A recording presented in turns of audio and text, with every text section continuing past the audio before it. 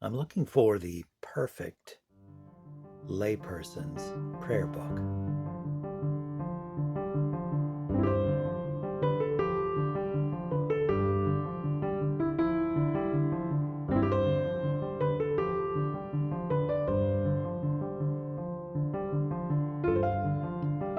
Hello, everyone. Sometimes I wonder if I could stop collecting prayer books if I were able to find the perfect Book of Common Prayer for my needs. Now, out of the many books of common prayer that I have, there are some that are very nearly perfect. I would submit that this well worn 1662 International Edition Book of Common Prayer from InterVarsity Press is as close to a perfect prayer book as I am likely to find.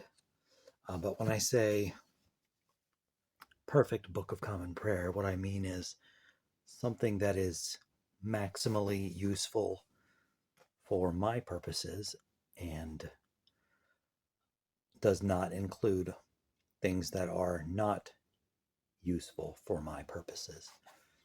I am a layperson. I am not an Anglican. I am in a church that is one of Anglicanism's grandchildren, the Church of the Nazarene. But I, like maybe a growing number of people, who knows? It's hard to tell when your only experience is online, but there seems to be a subset of Protestant Christians that find themselves looking for a structured approach to personal devotion, scripture reading, and praying that is provided by the Book of Common Prayer in a way that can't be found apparently elsewhere. So I use the Book of Common Prayer for my own personal devotions. I do not attend a church that uses the liturgy of the prayer book, and that's okay. But for in-home and my own personal use, I find the daily office, the morning and evening prayer, to be very helpful in providing a structure for my prayer, worship, scripture reading. And I started to think there's a lot in the prayer book that I do not use because I am not an Anglican, not a priest, not an ordained elder in my denomination, and am using only a small percentage of the prayer book. The one I'm showing here is an abridged prayer book by the Anglican Church in North America. This is a abridgment of their 2019 prayer book. And this kind of illustrates the idea of what I'm looking for. They have removed some of the services that are not frequently used, the ordinal and such, taken that out of the prayer book and released it in a smaller format to be more easily transportable and more efficient in use of space than the full prayer book. So I am unlikely to find myself ever ordaining a bishop, so that has been removed from here. But there are lots of other portions of the prayer book that I do not use, and I would like to see, I would like to see a publisher create something that's perfect for me. As long as we're being selfish, let's look at what I think would be in a perfect prayer book. And by prayer book, I'm limiting that to what I use, primarily the daily office, morning and evening prayer, the litany, the Psalter. So those are the things that I would find essential in a prayer book. So first of all, it would have services for morning and evening prayer. Every prayer book I have has that in some form or another. It would have some version of the Great Litany or the General Supplication. It's called different things in different prayer books. From my understanding, it was the first part of the prayer book, translated or created by Cranmer in the middle of the 16th century. And every prayer book I have, I believe, has some variation of that Great Litany. Beautiful series of prayers that could benefit anyone. So daily office, morning prayer, evening prayer, or matins and evensong, however you want to call it, is fine as long as they're both in there. The Great Litany. The perfect prayer book for me would have the complete Psalter, and nearly every prayer book I have has a complete Psalter. Most of them have the Psalter as translated by Miles Coverdale in the 1530s. I'm not sure the exact year, 1535 perhaps. That stands out to me.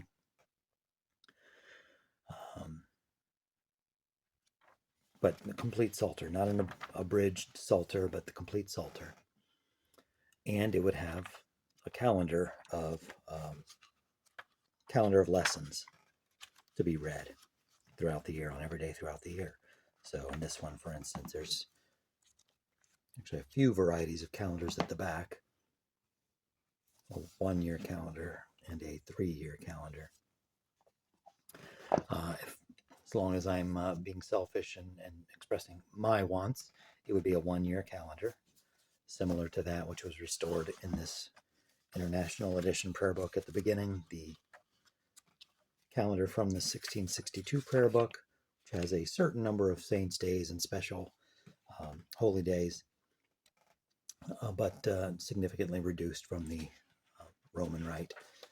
And then it is based on the civil calendar, January through December. It gives you basically one chapter from the Old Testament and one from the Gospels in the morning, and one chapter from the Old Testament and one chapter from the Epistles in the evening. And you work your way through most of Scripture every year that way. So the perfect prayer book for me: morning and evening prayer, Great Litany, complete Psalter, table of lessons or calendar of lessons. Those 4 things would make the perfect prayer book for me. So that leaves out a lot of stuff. That leaves out Holy Communion. Again, what I use the prayer book for is for my own personal devotions, reading, praying, worship. I am not an ordained elder, and the Church of the Nazarene holds that the sacrament of Holy Communion is one of the 2 sacraments. And I, as someone who is not an elder, do not perform that particular service, so it is unhelpful to me to have it in my prayer book. Similarly, the ordinals, the catechisms, even the 39 articles, things that I don't necessarily need because I'm not using them day to day in what I use the prayer book for. So the prayer book could be significantly slimmed down from what it is. And I'm not saying every prayer book should have just those things that I mentioned. I'm saying for my personal use, for what I use it for, and perhaps for others, that might be a useful thing to have, a prayer book that's so slimmed down just for the daily office. Those are the things you need in order to complete the daily office. There is a prayer book here that was brought to my attention by my neighbor Dale that nearly fulfills all of those criteria. This is a Catholic publication, Walsingham Publishing, Morning and Evening Prayer, and the 1928 prayer book Psalter. So this is the daily office from the 28 American prayer book, essentially. And it has morning and evening prayer. It has the complete Psalter. It does not have the Great Litany, and it does not have a calendar of lessons, a table of lessons. So it's lacking a few of the things. Otherwise, this would be nearly perfect for my use. It's very easy to carry around. The print is nice and large. It's light. It would be cheaply produced. Has nearly everything I need in it. It has some extras, though, that I find at best unhelpful. I'm unlikely to be reciting the anthems for the Queen of Heaven, for instance. It doesn't really fit with my brand of theology, but if that's your thing, great. Just not my thing. So close to perfect, not quite there. This one, the right idea, still has a lot of stuff in it that I don't use. This production of Cranmer's first prayer book, the 1549 prayer book, is similar in idea to what I would look for in the perfect prayer book. It has, I didn't mention this, I neglected to mention that along with the calendar, I expect it will have all the collects for the year. So the collects for each week and for holy days throughout the year.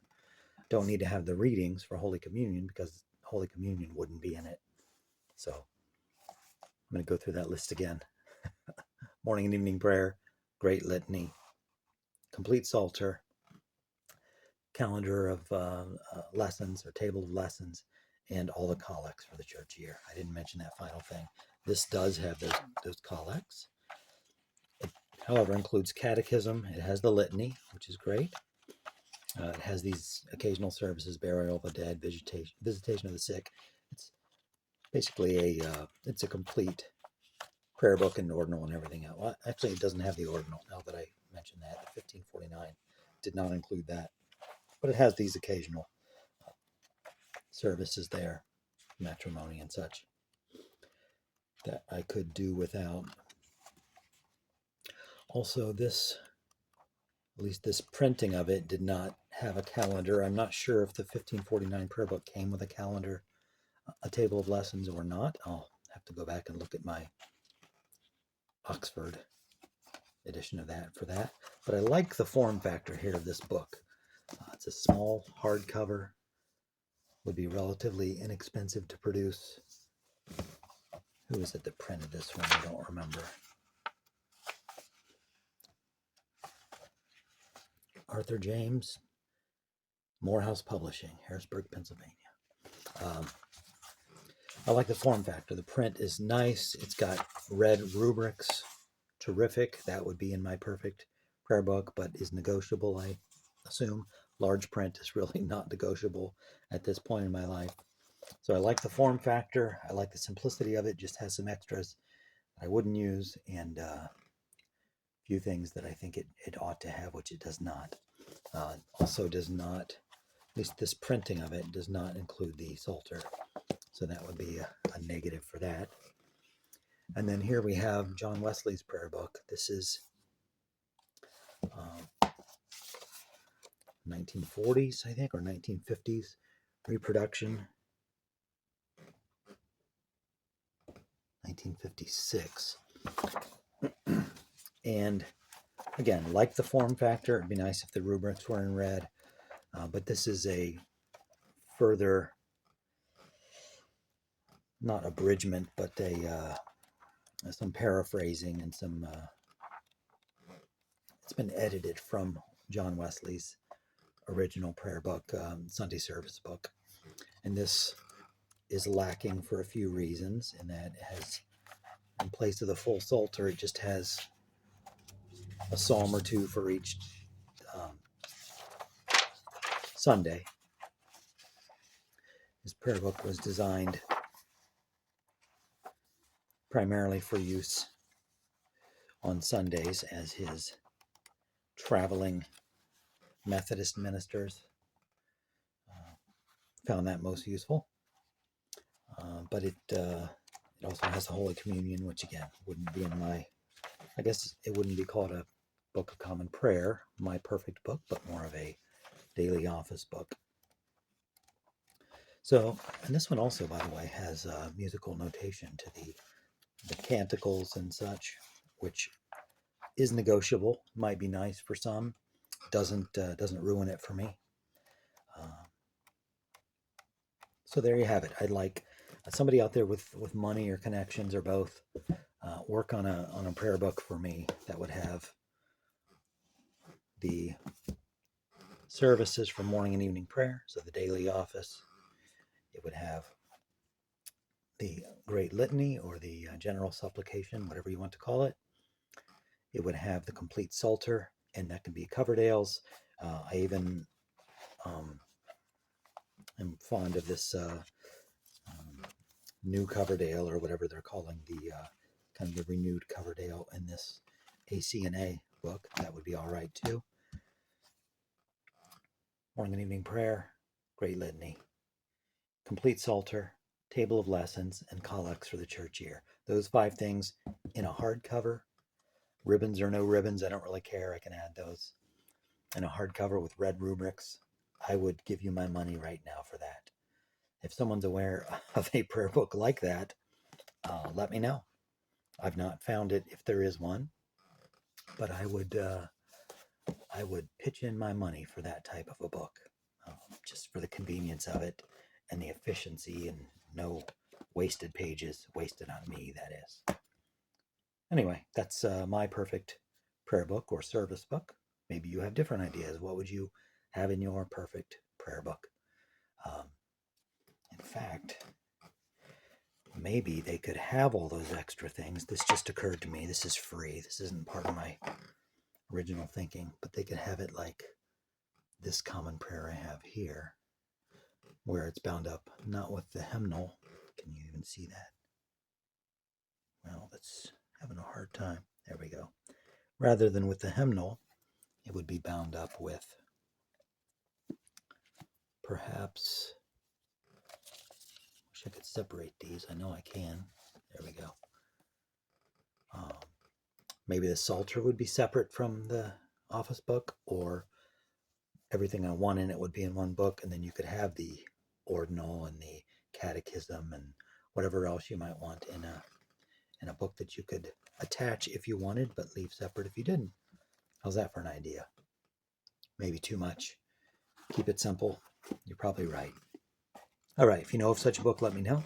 If there's something you would have in your book that I didn't mention, let me know that too. That was in Oxford, by the way. Beautiful, beautiful book. Thanks for watching today, and I hope to see you here again next time.